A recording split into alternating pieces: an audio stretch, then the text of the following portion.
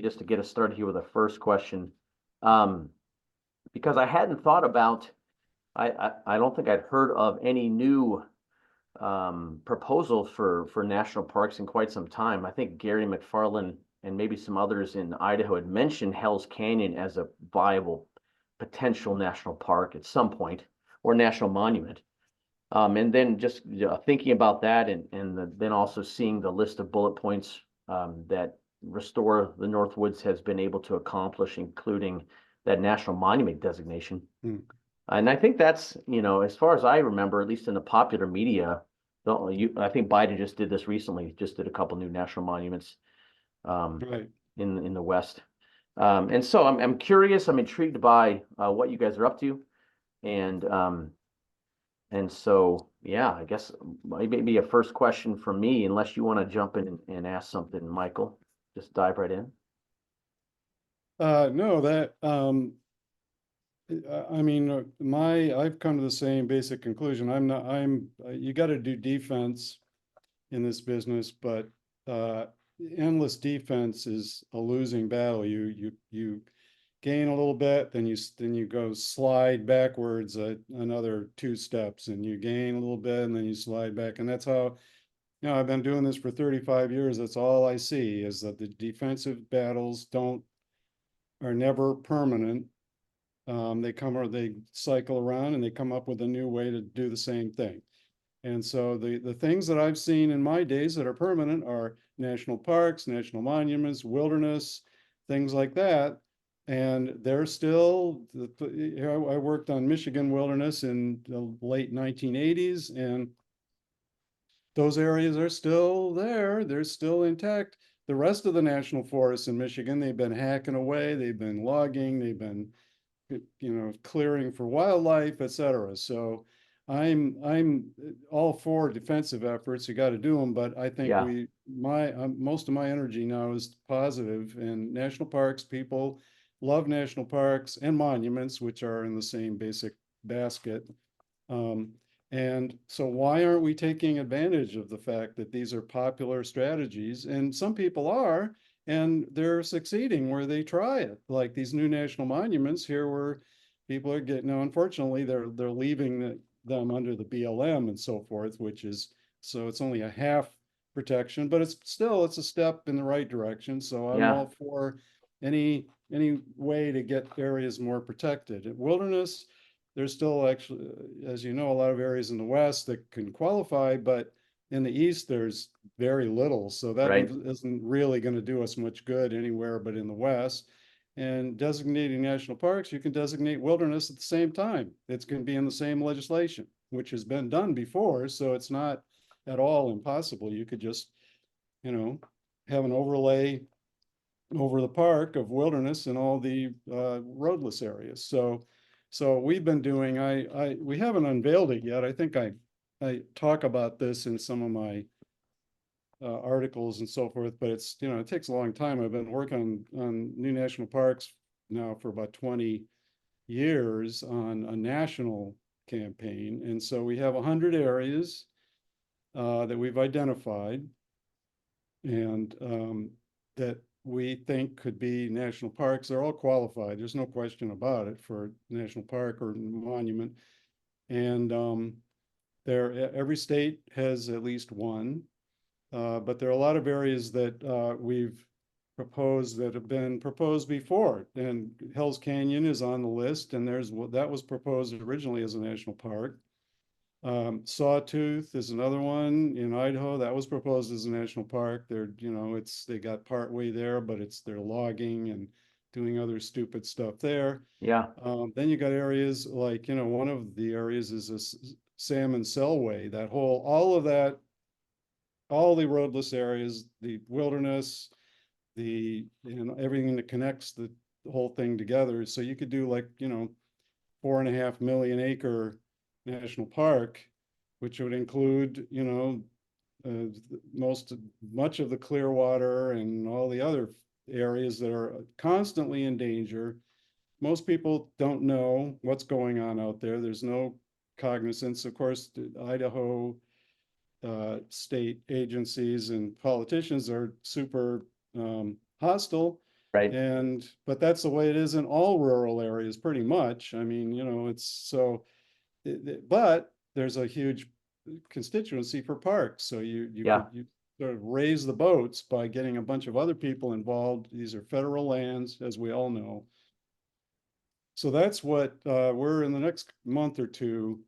We have a website that's sort of waiting in the wings. It's not quite done, but we're going to unveil this 100 areas. And I've been talking to groups around the country who are interested in the idea. And, so there are a lot of areas where we got people already talking about parks, or at least thinking about it. Some of the areas that are proposed as national monuments, we're proposing as a national park, which is really better in the long run if we can get a national park. Yeah.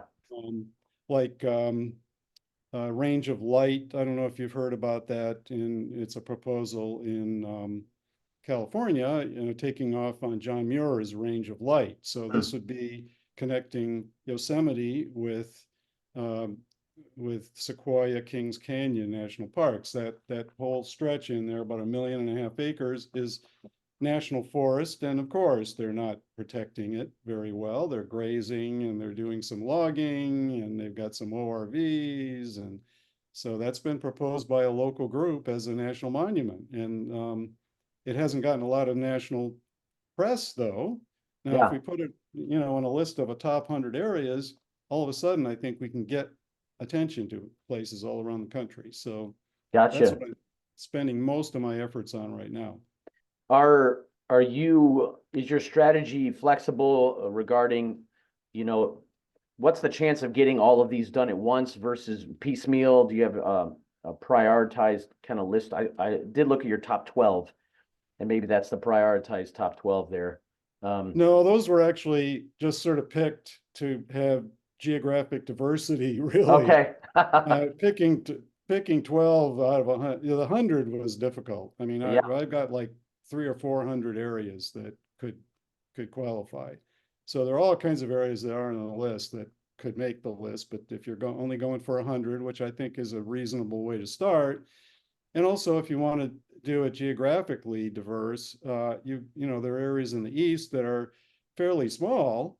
Walden Woods is on the list. That's like less than 3,000 acres, but Yeah. that's pretty heavy duty 3,000 acres. On the other hand, you got the Alaska Congress.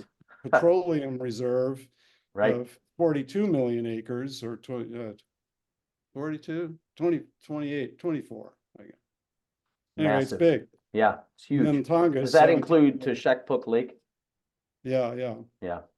Yeah, so I that spent whole a thing. summer up there on the Colville River Delta working Oh, for USGS okay. studying loons back when I was a seasonal Yeah, kind so of I guy. mean, there's a good example. It's all defense. We've got, there are some administratively protected areas, but not really. They could be undone.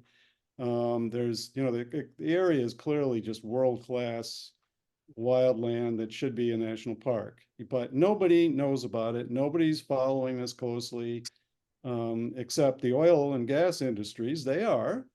And so, I think if we propose that, people are going to go, whoa, I didn't, and the Tongass is another example. People know about, they've heard about the Tongass. They have no idea that most of it is not permanently protected. I mean, those roadless areas are not permanent. They can be undone again, just like, Right. undone before. So a lot of this some of these are no-brainers.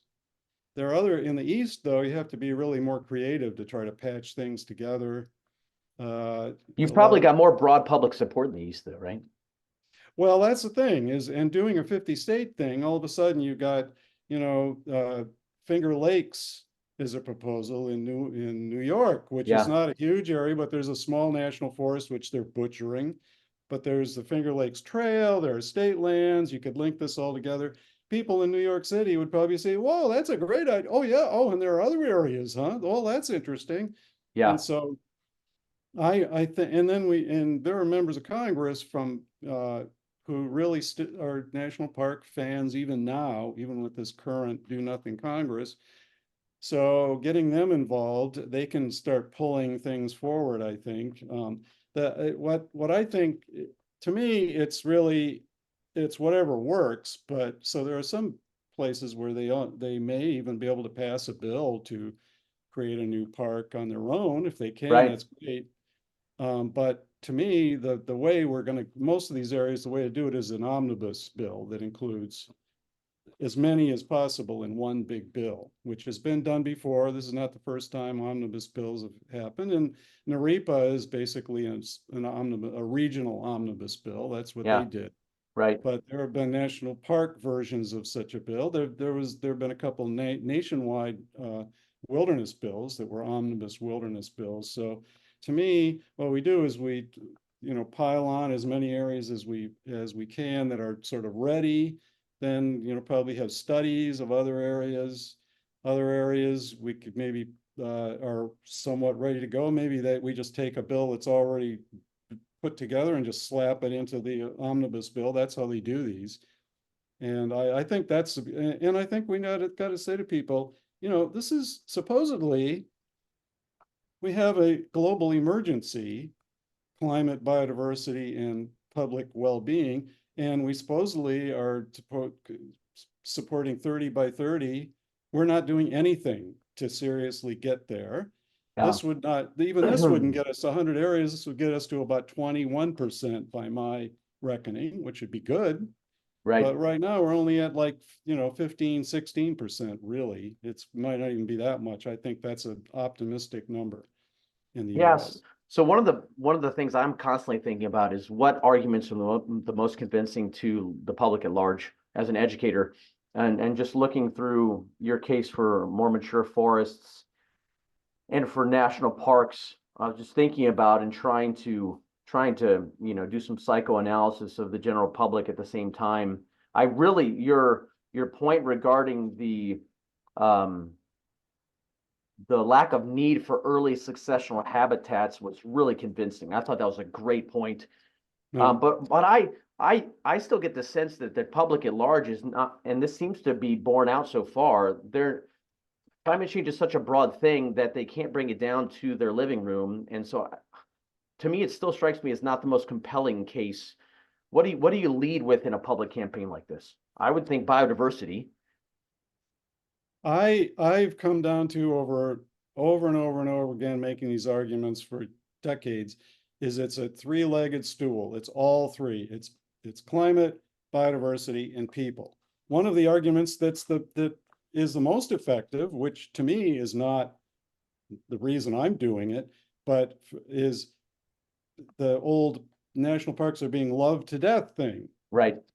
I think And that's a really compelling one. Sierra Club, when I wrote this article for Sierra Club, Sierra Magazine, that's what they wanted me to focus on. I Yeah. was going to focus on climate or biodiversity. I mean, Yeah. it wasn't that they didn't care about the other ones. They said, oh, we think our readers are going to, and sure enough, and people have heard this about national parks being crowded. Plus, everybody's been to Old Faithful or Yosemite Valley or Yeah. Acadia Loop Drive, and they've seen the crowds. Now they haven't been to the Bachelor area in Yellowstone or something where there's nobody around. So they don't. They think that all the parks are being overrun with Right. people, Right. and I don't encourage that. But the fact is, people think that, and so what I say is, look, it's really overblown as a threat, but there are clearly areas that are overrun with people. Yeah. This Glacier is going to National help to Park relieve is that. one We need too. more areas for more. The other argument with people that's really effective, and because it's cross-cutting, is creating new parks near environmental justice areas and environmentally deprived areas, which is most big cities, a lot of rural areas, they don't have any real protected stuff. So, saying this is, even if you don't care about climate or biodiversity, do it for you, do it for your kids, do it for your family, do it, Yeah. and for people who care about biodiversity, oh, by the way, there are all kinds of reasons why that's important. And then with climate, there's this new science with the biotic pump, which is this conference I just went to in Yeah. Munich, talk about that, where there's a growing number of scientists who think that really carbon is important, but it's not the key thing. It's really mowing down forests and natural systems. And those natural systems, like the Gaia hypothesis, basically, that they are helping to regulate our planet. And when we trash these ecosystems, we're messing up the regulation. And then you put carbon CO2 on top of that, and it's making it even worse. Right, So I think that's going to cut through because it makes sense. I mean, most people, it totally makes sense. And so I think that's the way I look at it, is to say, and then depending on the audience, some audiences care about one thing more than another. But I really don't think we have to pick one thing. I think we just say there are multiple reasons. The national parks are a solution to these three things right, automatically. They right, solve all three of these at the same time. Not totally globally, but they are a positive thing. And plus, you're giving yourself a gift. You're right. getting in response. This is not like taking your medicine and it's going to be unpleasant and blah blah. It's only going to be unpleasant to a few special interests and economic interests or whatever. Most people are going to find it really great. Yeah, So here you are, you're getting a park and you're solving these problems. And that, yeah, in Maine, that's what happened with that national monument. Is we had, we proposed this national park in 1994. So we had endless opposition. I mean, this is northern Maine. I don't know if you're familiar with northern Maine. It's like northern Idaho, yeah, basically. It's yeah. My wife's family's southern Utah. from Massachusetts and that area also. Yeah, Yeah, in southern Utah, say I did a lot of work in Glen Canyon issues. Southern Utah, same thing. But people, they're not stupid. They've just been, proselytized is, one way, thinking that's got to be the only way to live. And right. you'll lose your house and your job. So don't listen to these people. But what happened in Maine is that, we softened things up over years. Actually, more and more people sort of saw the forest industry going down and they started thinking about options. And then Roxanne Quimby, proposes a small national park. She bought this land. I don't know if you know that story No, I don't exactly. know that story at all. Oh, well, I won't go into all the detail, but Roxanne Quimby, who was the founder of the Burt's Bees Company, Oh, yeah. who sold it and made like $200 million selling it. And she heard about our national park proposal. This was like in the early 2000s, I think. And she said, "Oh, I love this idea. I was a back to the lander in northern Maine Hmm. back in the day. I was a hippie and I love the Maine woods. I'm going to buy land in your proposed park and then donate it and we'll help create the park." Wow. So we said, "Oh, great." So she goes off and didn't really listen to us very much, but she did a pretty good job of picking some good land next to Baxter State Park. So she got together 87,500 acres next to the existing wilderness park. And so then she wanted to donate it to become a national park. Well, guess what? Of course, all the opponents rallied against it and said, "What a horrible, who are you, this woman? What do you know? You're not a forester. You're Right. from away, blah, blah, blah." And so she was really, we warned her about this. We said, "Look, this is what you're going to get. Just ignore these people and Yeah. just keep plowing forward." Well, actually, in the end, she did plow forward. And then she got Barack Obama to do, most people don't know how national monuments are created, but, Acadia was originally created by a rich guy bought land and he knew I think it was the Secretary of Interior or the Assistant Secretary. And he said, "What if I donate my land to you and then you turn around and make it a national monument?" And they said, "Yeah, we could do that." So that's what they did. And that's how Muir Woods was created in California. Hmm. The guy bought that land and donated it, flipped it. So that's what she basically did. They flipped this land, became a national monument. All the opposition disappeared. It's gone. It totally was gone. There are all these whining, complaining people, blah, blah, blah. Yeah. And They aged part out. of it is they were clever in that they basically zoned it like a national park and preserve, which you're probably familiar with. If you in Alaska, most of those parks are park and preserve. And a Right. preserve, you can have hunting, you can have some subsistence kind of stuff, Right. but pretty well regulated compared with any other lands. So was Acadia a monument prior to becoming a It park? originally was a monument, Hmm. How did and that, how was that, was that a huge ordeal to get it to park status, or do you It think that was a good was, decision? it was not one of the, it was not one of the tougher ones because it was way in the middle of nowhere at the time. And a number of rich guys supported it and had connections in high places. Like the guy who donated the land was a good buddy of the president of Harvard University. So, and he had a lot of people he knew. So they could, grease the skids, but it still took a number of years. I think it took 8 or 10 years from the monument to, I mean, he thought it should be a national park at the beginning, but then he ran into the same kind of stuff. And so but a number of these parks took, many Yeah. decades to become reality. Yeah, I mean, the place that stands out to me right now is the bottomland forests of the Deep South, with I think 8 or 10 of those species delisted in 2023 are from rivers in those regions, Yeah, and along with the public interest in the supposed existence of the Ivory Bill, I think right, folks could really be rallied down there. right. If I'm reading the Holy Grail book, the Holy Grail bird book right now, I can't remember the exact title of it, but he makes the case for just, whether we find one Ivory Bill or 10, we need to actually change our forest management practices. This sounds like a surefire way to do that.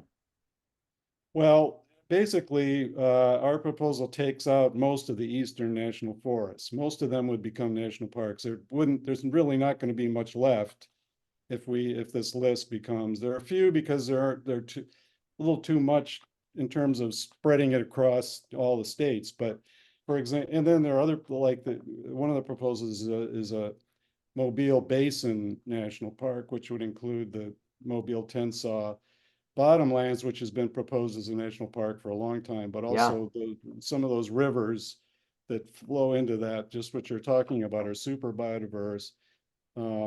And then in Florida, there are a number of places in Florida that where ivory bills could be. Some of that is possible national park. So So, one of the groups I am, in thick with in my circle are conservative Christian type folks. And one of the questions right away is going to be, well, we still need timber. We still need to build houses. Are we not going to have access to enough to do that anymore? How do you typically, or how have you responded to that? well, of course, that was a big argument in Maine.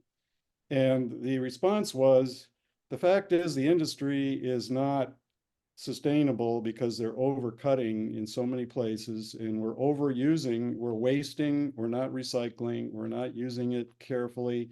So logging worldwide is not sustainable. And when I tell our audience this, everybody nods. I say, look, what we're doing in the tropical rainforest, that's not the only place where we're doing it. In the Southeast, we're doing it. So we need to rein in our demand, number one. And number two, we know we need to protect more of the planet for these three reasons. And we know that even if you only care about economics, there have been studies that show that counties that have a big national park or wilderness have a better economy than counties that depend on timber and mining and so forth. Right. And so, but it's not black and white because most of the land in the country still would be open to Yeah, right. And logging and whatever. This is all really tough. what percent of Maine is private? Yeah, Huge. yeah, almost all of Maine Yeah. is private. So but even with 30% protected, you still got 70% that's not protected, and most of that is open space. It's not cities. So, and then people can talk about their own particular job, but the reality is that's not usually the case. It's really because there aren't very many people working. And plus, public lands, the number right now, I believe, is 4% of timber is produced on public land, on Mm. federal public lands. And then another, I think 1% or something is from state, 1 or 2% state public land. So it's not even if you look purely at percentages, it's not at all a large percentage of what we have. On the other hand, those are the places that are best able to be protected for biodiversity and climate and parks and whatever. So That's, Yeah, to no, that's me, good. Yep. yeah, That's a strong case.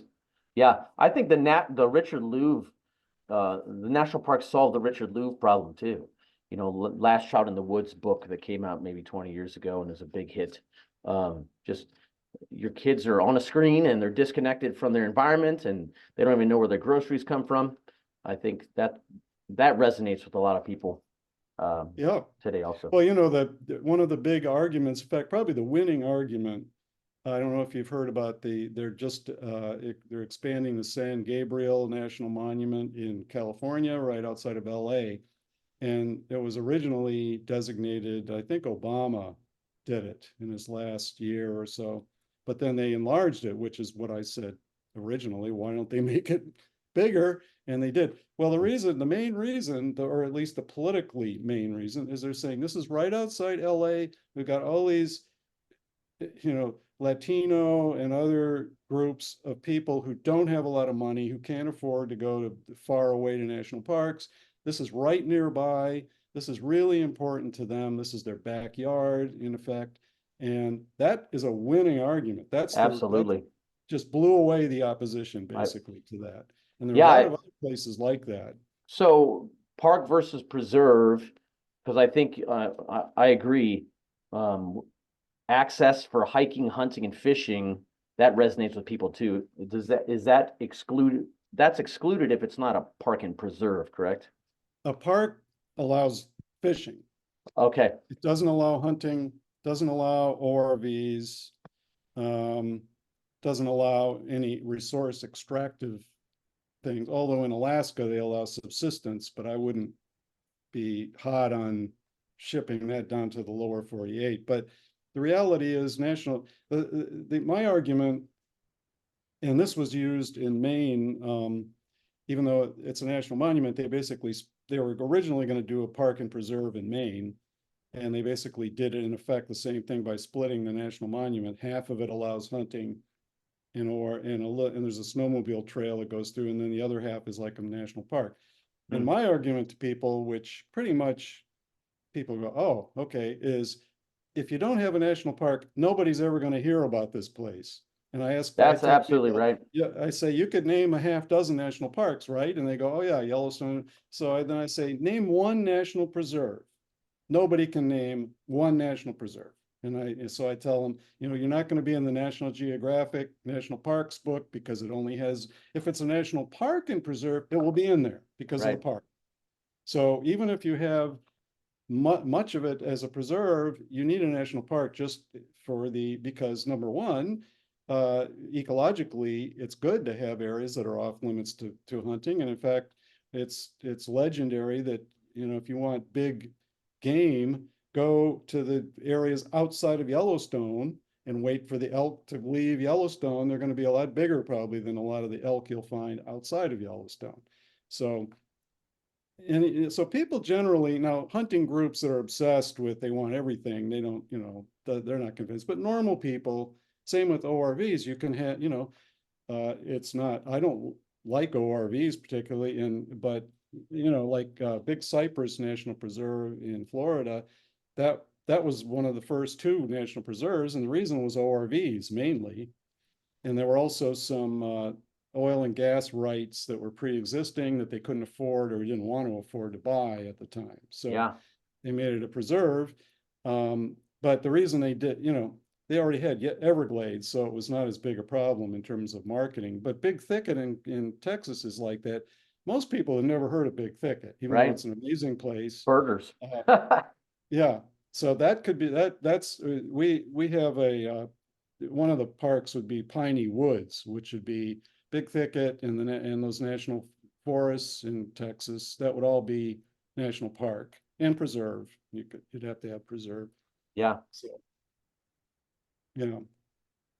Um, one thing I also noticed from the delisting article or that list from 2023, um, the vast majority of those creatures were southern bottomland forests or a remote island or creatures that have been on there so long they decided to finally get rid of the Bachman's warbler and kind of delisted the ivory-billed though they've amended that Yeah. since then. Have you all put together some list of imperiled and sensitive species for these parks, or is that kind of shoring up the proposal type of work still underway? Well, number one, I mean, I have done a deep dive on every one of these 100 areas. That's why it's taken so long. I basically, you know, I've gotten help from people, but mainly I'm the keeper of the 100, and I've got on my SSD drive, I've got a folder for each one, and so I suck up anything on these issues I can get. Some areas that there's quite a bit of information. Other areas it's unbelievable how little is Yeah, available, especially like on biodiversity or whatever. And what's interesting is for most areas, nobody's even tried to put have that focus on an area. For example, the Forest Service doesn't care at all about biodiversity. If if you look, of course, if it's a Forest Service area, I look at their stuff, they got nothing. yeah, They're they probably horrible. haven't. They did tons in the mid 20th century and then just stopped. Yeah, yeah, they Yeah, don't care. And BLM pretty much.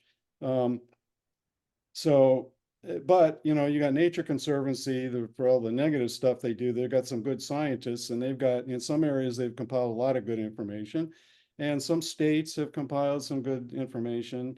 But a lot of their stuff, of course, they're supporting early successional wildlife that aren't even endangered. But some of them have, good. So it varies from area to. And what I've done is I'm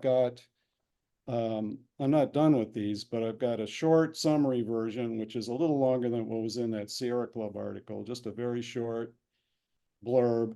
And then a longer one and where I got the information, I list some of the endangered species that are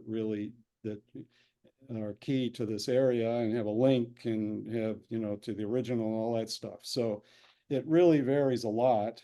But it's amazing how many, when you start looking at these areas, any place you could draw a line around any kind of open space that's relatively natural, and there's all kinds of stuff there that most people have no idea that it's even there, much less that it's yeah, important. yeah. Like the Cheyenne National Grassland in South Dakota. I don't know if you're probably not familiar with. Nobody is. It's in southeastern South Dakota, um, and or I'm sorry, no, wait, North Dakota. Sorry, wait. Yeah, North Dakota. I'm sorry. That where all the states meet. You were talking about one Well, national park. Is that that's the driftless area. That's okay? another one on the list. Yeah, And that's really a mixed bag in terms of what's available. That's when there are several areas like that where you really have to piece together a bunch of little fragments to try to build something, but we have no choice. That's what we got to do. yeah, And I think you start, raising the issue, people are going to go, whoa, okay. But the Cheyenne National Grassland it's about, there's so many areas. I think it's about 65,000, 80,000 maybe acres. And yeah. it's one of the national grasslands were all bought because they were farmed out and in horrible shape, but it's surprisingly diverse. It's got the largest roadless area, I believe, in any national grassland.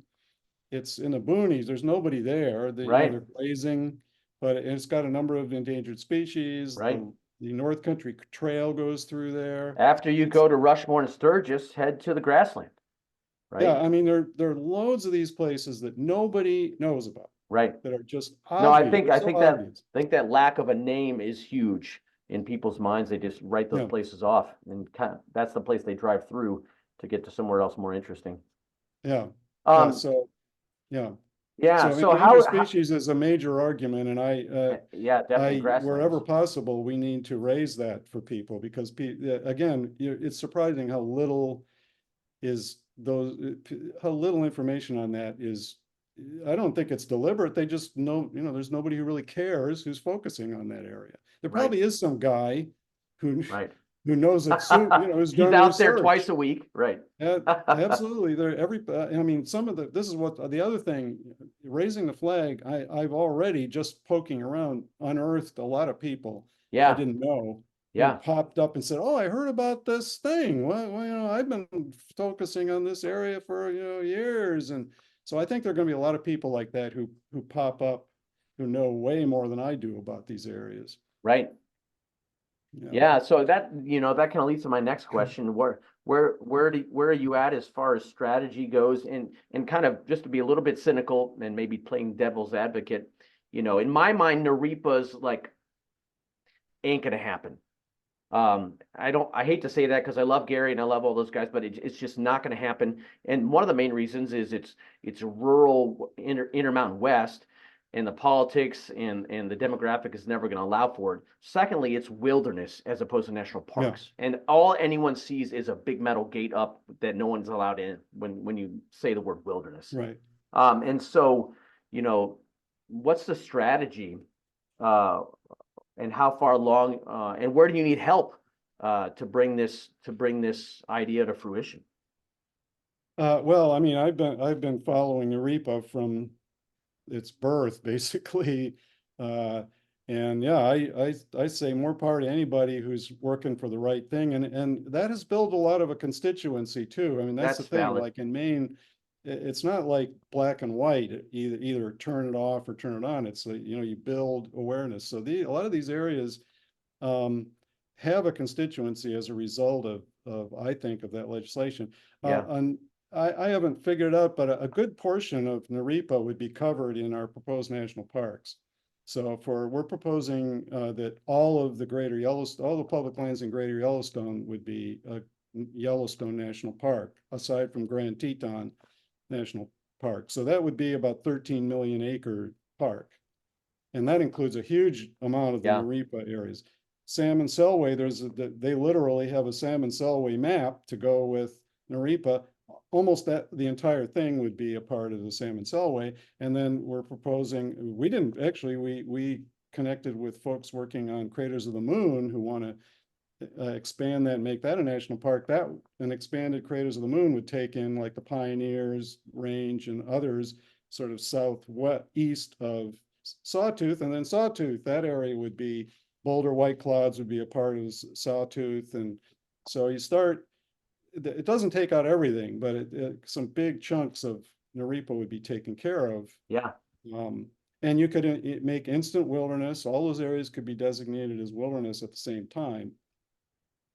So yeah, and the same with the Red Rock Wilderness Act in Utah. Same thing, where they have got a lot of those areas now have some level of protection because they've gotten, the public is aware, they've gotten public interest in they've taken people out to show them these areas. But that bill as it is I don't think is going to pass anytime soon. But we're proposing an expanded Glen Canyon National Park to upgrade the national recreation area, get rid of, bypass the dam, which is going to happen. And but expanded, there's a bunch of BLM land all around there. You've got Bears Ears, that's some of the lands, although it's, that protection is sort of iffy, but it's an improvement. But there's Yeah. still some roadless areas, in BLM roadless areas and stuff in between that are not protected, and those would be added to that national park. And then the Wasatch Range, we're proposing that be a national park. So then you get people in here at Salt Lake City. There's no national park near Salt Lake City. So Yeah, that's Wasatch true. Range is just right up there. And then Great Salt Lake we're proposing as a national park as well. Talk about biodiversity. That's totally unappreciated. Nobody's really No, that's paying. absolutely true. I pay zero attention to that. Yeah. Yeah. Yeah. So Do you have a champ? lot of this is I think elevating areas that, I mean, I've been scouring around looking for places, so I'm paying attention, but most Right. people are not, except the people, right, who are working on an Who are issue. So local, right? there are people intensively working on all of these areas, I'm Right. sure. So Some of it becomes, this would yeah, allow for accomplishing all kinds of other ecological objectives all under one umbrella. right, right. Yeah. So where we are is we're a little group, we don't have much money. We have very small staff, but we have the idea that we are going to launch. And I know there are people out there already who I've been in touch with who want to be involved, and none of them have tons of money and stuff. But what I think once we get the thing out there, And we've got, we've got a Instagram page, we got we got a Facebook page or whatever we haven't added much stuff on there, but we want to use social media and so forth. But I think really the idea, I think we can get attention and you've got big groups like NPCA, which should be doing this, but are not. Right. But there are people working for them who I know are interested in this concept. So I know a lot of people who've worked on these issues for a long time. And we're going to put together an advisory committee, and I'm going to invite a bunch of these people to sign on. And I think a lot of them will. And that's going to be a pretty heavy hitter group to lend credibility to it. And then we're going to create a Yeah. coalition of all the groups that are interested, and invite groups to sign. I will have a short statement as to what you're signing on to, which is basically we support expanding our national park system, and we support, building awareness and, and having legislation or having the president do national monuments to protect these places and blah, blah, blah. And then working on legislation, drafting legislation. But we really need, I mean, it would be interesting to have an approach like the Old Growth Forest Network. Are you aware of them? Mm-mm. There's a group, they're based in Maryland. It's the Old Growth Forest Network. Joan Maloof, who started it, is one of our co-authors of the forest clearing paper.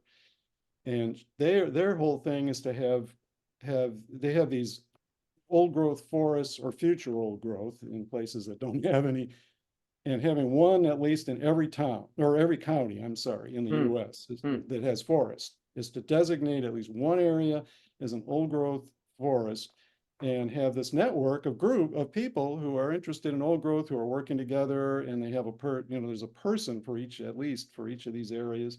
Mm-hmm. And I think having the same, for each of these 100 area national parks, we need to have at least one group Yeah. that's going to focus on that area.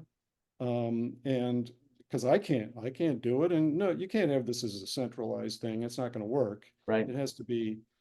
And interestingly, there was I don't know, did you know Jim Johns? Nope. He was a former US representative from Indiana who was involved in the Western Ancient Forest Campaign. Okay. He was involved, he helped to start American Lands Alliance, which disappeared after a while, but I was on the board of that, and I met a lot of the people. I might have met Gary McFarland at one of those. I know I met him at some event, probably one of those. Yeah. And so, but anyway, they put together a whole, Andy Kerr was involved in the whole thing at the time. They put together a whole plan as to how we're going to do a Big Wild. It's called Right. Big Wild. Yep. And of course, it never happened because they got together all these players, including like SUA and other groups that said, we don't need no Big Wild. We've got our bill. We're going to pass, this is 20 years ago. Yeah, we're going to pass our bill. Yeah, we're doing great. We don't need you. And then other ones where they were said, oh, well, this is too controversial. This can't happen. Da, da, da, da. But the strategy was basically the same thing that we're talking about. And Gotcha. it was a great strategy. It was just that we're building from the bottom up. They were trying to sort of pull it all together at the middle level and get all these groups to agree. Yeah. And to me, this is the coalition of the willing. I'm not trying to sweet talk SUA or anybody else to join in. I think I've already seen, this is going to be small grassroots groups mainly.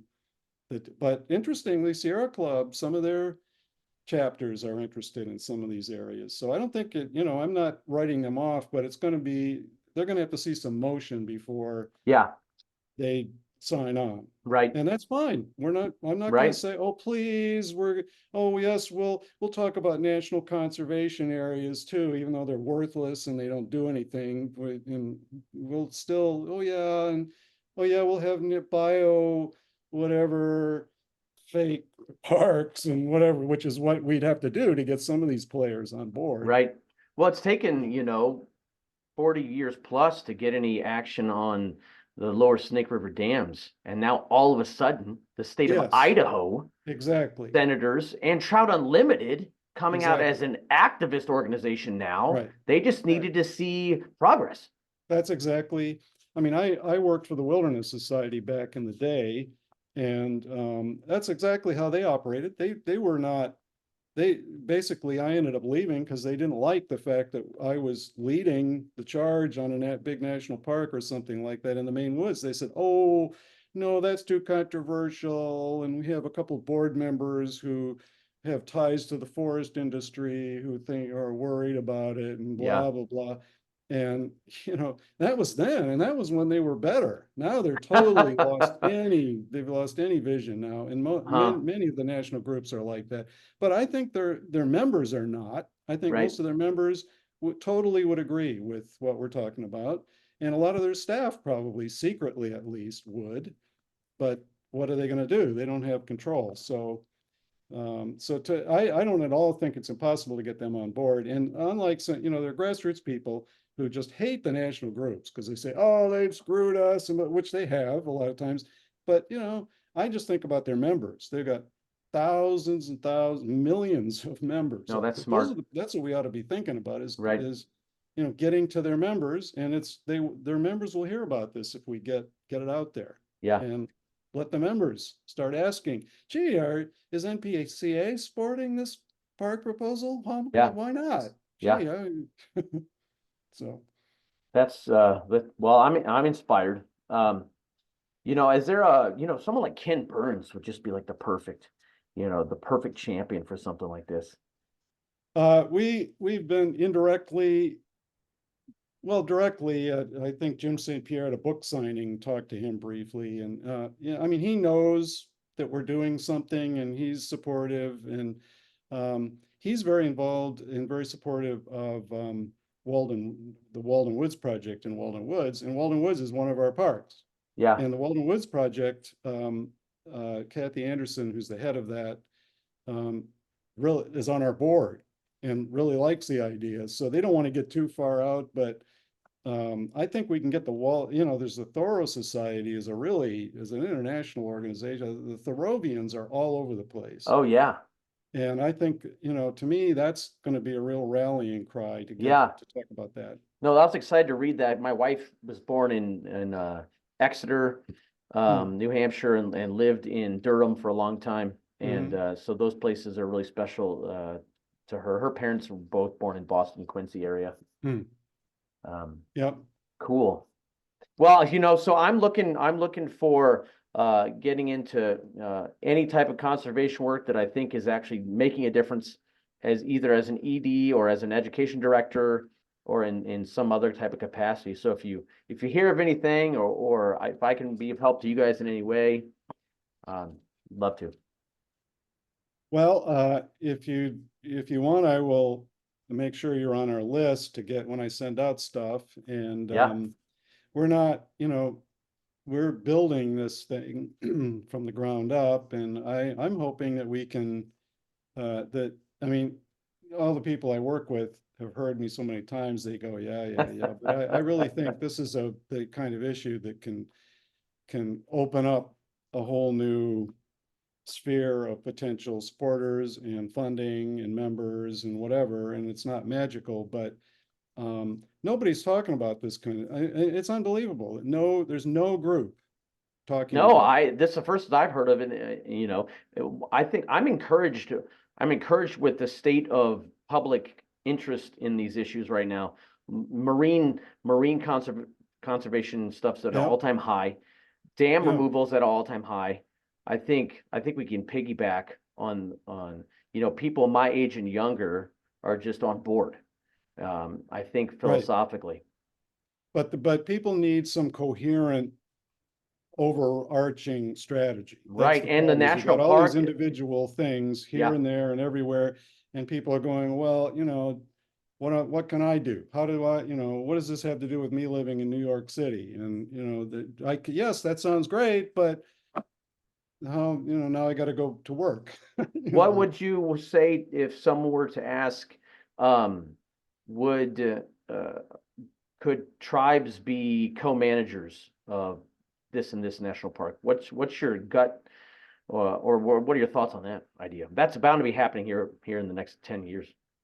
Yeah, I think it's a real mixed bag. I mean, basically, most of the tribes, they're just like anyone else. They're not experts on any of this.